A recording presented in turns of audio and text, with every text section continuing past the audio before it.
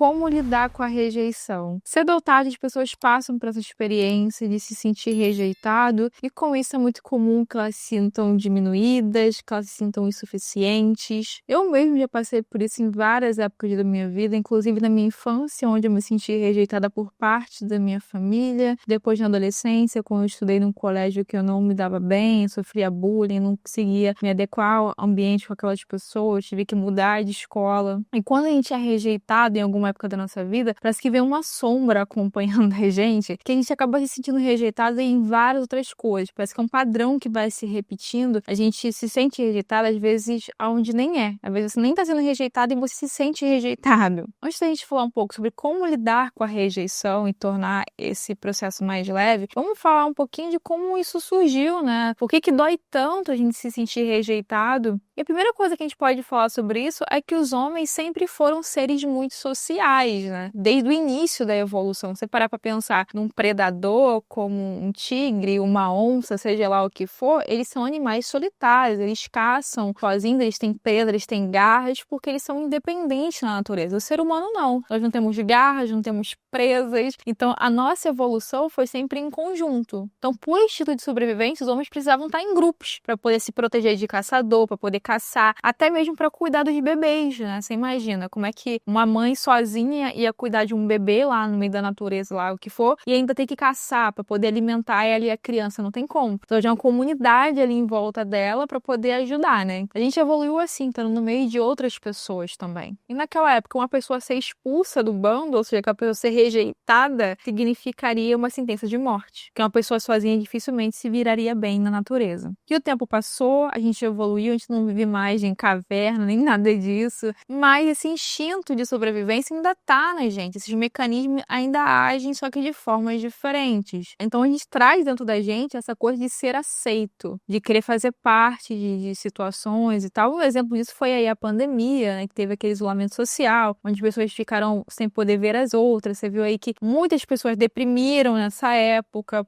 pelo isolamento, porque a gente precisa do contato com outras pessoas. Isso faz parte do ser humano. E eu quis trazer essa linha de raciocínio para nossa conversa para poder a gente entender que a dor da rejeição, ela é real, ela não é frescura. A parte boa de tudo isso é que é possível ressignificar as situações e diminuir essa dor que a rejeição do outro nos causa. Então a gente não é refém de nenhuma situação, a gente consegue mudar a forma que a gente enxerga aquela situação e isso diminui o sofrimento. E a primeira coisa que ajuda a gente a lidar melhor com a rejeição é reconhecer a dor sem julgá-la. Reconhecer que você está com um sentimento negativo em relação àquilo, que aquilo te magoou. Porque as pessoas fazem exatamente o contrário. Quando alguém rejeita elas, por instinto ela pega e nega aquilo. Fala, não, mas eu não queria mesmo. Queria sim. Mas ela, pra poder se sair bem, ela fala, não, eu não queria mesmo. Ah, mas não sei o quê. Sabe, a pessoa nega pra ela mesma aquela situação. Isso é pior. Porque quando você não dá ouvido à sua dor, essa dor te pega na curva. Então é melhor você reconhecer aquilo que você está sentindo. A segunda coisa é separar o eu do acontecido, que foi exatamente o que eu fiz na questão de parte da minha família lá que me rejeitou, que é entender o quê? Que, resumindo, é você entender que você não é aquela situação. Que o fato do outro não te querer não significa que você não é importante. Porque a atitude do outro só diz respeito ao outro, não diz respeito a você. As pessoas tomam decisões baseadas no que é melhor para elas. Isso envolve muitas variáveis. Pode ser relacionada à criação daquelas pessoas, a trauma que elas, enfim. Elas vão agir baseado no que é melhor para elas. Então, quando aquela pessoa não escolhe você, não significa que você é menos por conta disso. Significa que você não está encaixada ali nos padrões que ela espera. Mas isso é muito bom também, porque deixa para você livre espaço para outra pessoa entrar na sua vida que é compatível com você. Então, se uma pessoa se afasta da gente, na verdade, isso é uma bênção, porque isso mostra que aquela pessoa não é compatível com a gente. Não é que a gente é melhor ou pior do que ela, só significa isso, que não somos compatíveis naquele momento. Teve uma época que eu tinha uma colega que ela não ia muito com a minha cara. Ela não falava, mas eu percebia que ela me tratava um pouco diferente das outras pessoas. E eu nunca entendi o porquê. Eu sentia que ela me rejeitava, assim, tipo, me excluía em algumas situações quando ela podia e tal. E eu me sentia mal com aquilo, eu não me entendia. E anos depois, eu fui ficar sabendo, através da boca de outra pessoa, que eu lembrava muito a atual do ex dela. Então, quando ela me olhava, ela não estava olhando a mim. Ela estava olhando a lembrança dela. Enfim, né? Isso já é coisa que já não cabe a mim tentar entender. Mas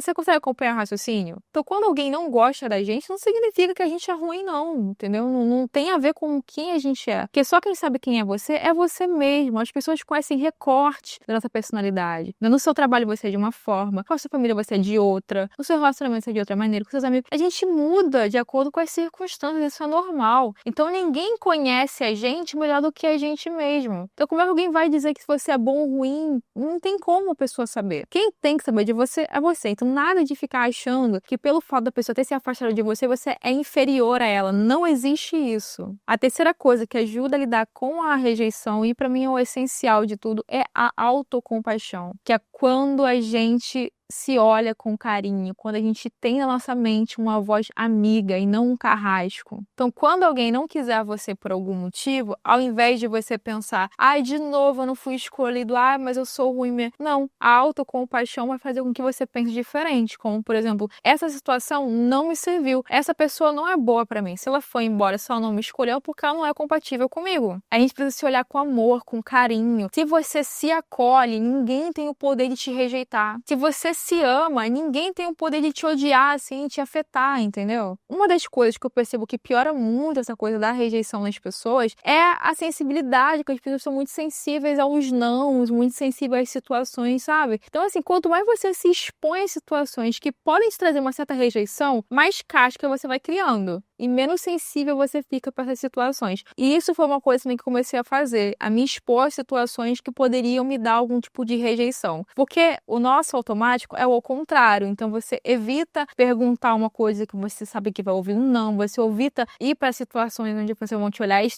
você evita. E aí você fala de evitar, vai te blindando, você vai ficando mais vulnerável a essas situações, entendeu? Então, para criar casca, às vezes é bom a gente se expor mesmo. Uma coisa que eu fiz foi gravar um vídeo, isso tem um tempo já. Na época eu falava de marketing e eu cismei de gravar um vídeo no shopping. E eu morria de vergonha, eu não estava acostumada com aquilo. E eu fui gravar um vídeo no shopping sábado à noite. Esse vídeo até bateu bastante visualização na época. Foi um vídeo no McDonald's que eu gravei. Vou até deixar um trechinho aqui pra vocês verem. E é assim que o McDonald's manipula o seu psicológico para vender mais. Você já se perguntou por que sempre parece que estamos economizando no McDonald's? Por que parece ser mais barato mesmo tendo coisas tão caras? E isso aí nem é coincidência. O McDonald's usa estratégias de preços psicológicas para nos influenciar. Frequentemente, eles usam preços terminados em 90 centavos para dar a sensação de que é algo barato, que é algo em conta. O McDonald's torna os combos mais atraentes, fazendo com que o cliente sinta que está fechando um bom negócio levar um combo do que um lanche individual. Isso significa que eles vão te estimular a comer mais, mesmo que um lanche menor for o ideal para você. E de tanto falar, eu acabei sendo influenciada e acabei comprando uma batatinha. Da próxima vez que você for ao McDonald's, lembra que por trás de cada preço existe uma estratégia para te influenciar e fazer você querer comer mais do que deveria.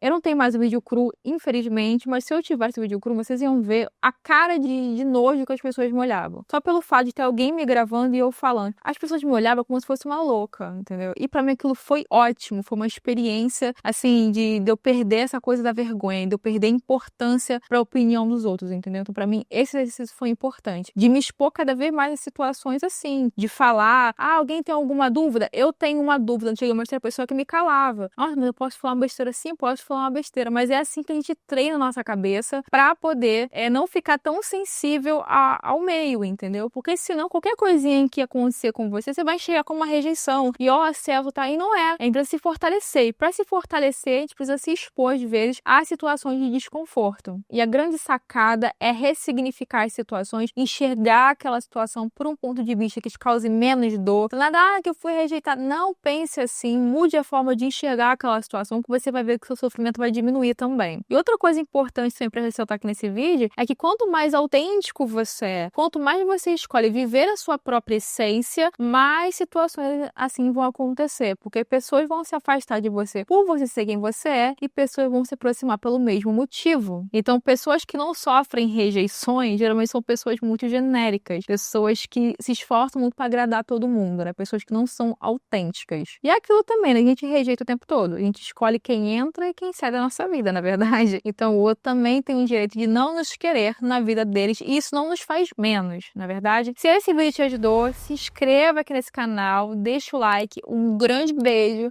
e até o próximo vídeo.